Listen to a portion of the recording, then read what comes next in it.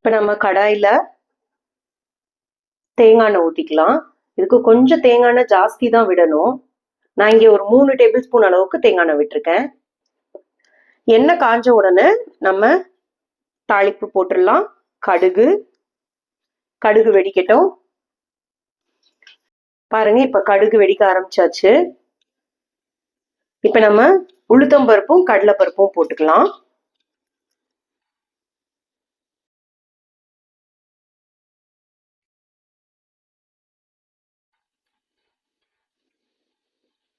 இது ரெண்டும் நல்லா செவக்கட்டும்.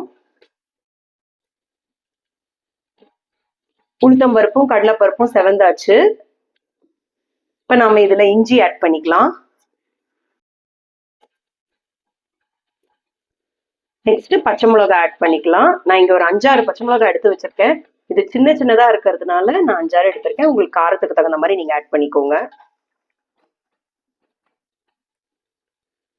இந்த ஸ்டேஜ்ல நம்ம கருவேப்பிலை ஆட் பண்ணிக்கலாம்.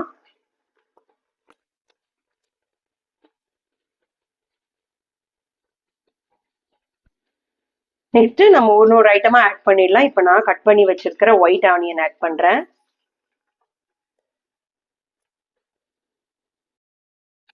வெங்காயம் நல்லா வதங்கட்டும்.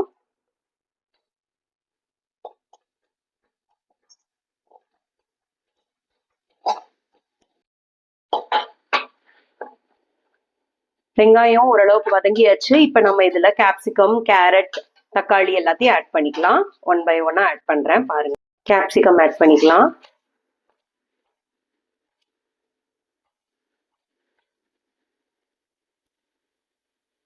ஒரு 2 செகண்ட்ஸ் வதக்கலாம் இத.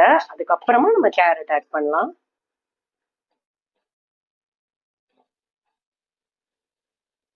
இப்ப கேரட் ஆட் பண்ணிக்கலாம்.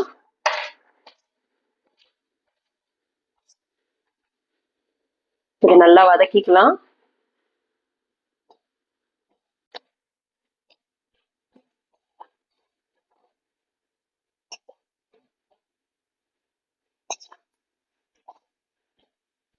கேரட், கேப்சிகம் ஓரளவுக்கு வதங்கியாச்சு. இப்ப நம்ம இதுல தக்காளி ஆட் பண்ணிடலாம்.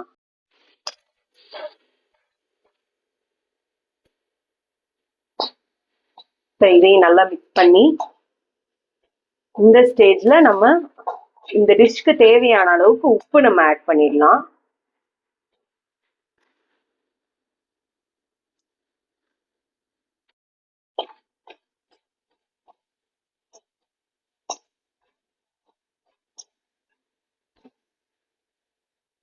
இப்போ இதுல மஞ்சள் பொடி ஆட் பண்ணிக்கலாம்.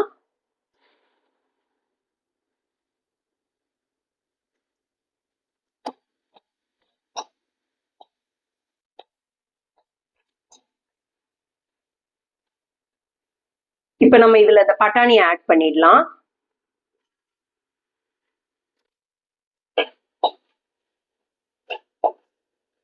பட்டாணியை நம்ம லாஸ்டா தான் ஆட் பண்றோம். ஏன்னா பட்டாணி நம்ம முன்னாடியே ஆட் பண்ணிட்டோம்னா அது ஒரு மாதிரி சுருங்கின மாதிரி ஆயிடும். அதனாலதான் லாஸ்டா ஆட் பண்றோம்.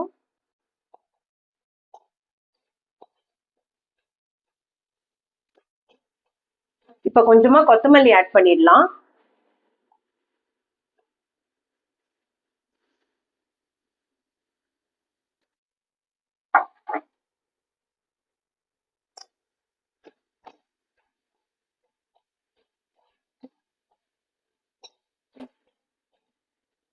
இந்த ஸ்டேஜ்ல நம்ம இந்த மிக்ஸ் பண்ணி வச்ச தென்னை மாவை இதுல ஆட் பண்ணிடலாம்.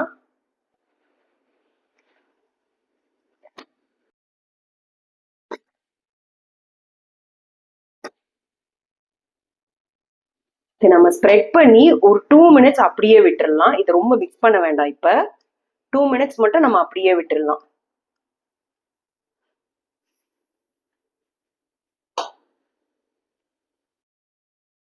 அடுப்பை சிம்ல வச்சுக்கோங்க. 2 மினிட்ஸ்க்கு இது இப்படியே இருக்கட்டும். இப்ப இதை நல்லா மிக்ஸ் பண்ணி விட்டுடலாம்.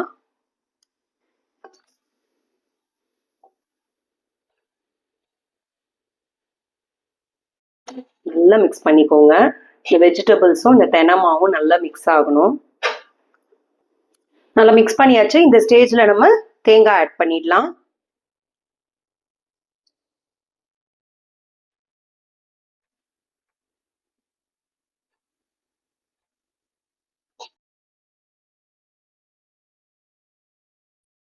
நல்லா மிக்ஸ் பண்ணிடுங்க தேங்காய் போட்டு.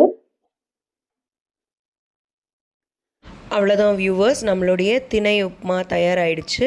இந்த ரெசிபி உங்களுக்கு பிடிச்சிருந்ததுன்னா லைக் பண்ணுங்கள், ஷேர் பண்ணுங்கள், கமெண்ட் பண்ணுங்கள். மறக்காமல் ஷரண்யாஸ் வெஜிடேபிள் சேனலுக்கு சப்ஸ்கிரைப் பண்ணுங்கள். Thank you viewers.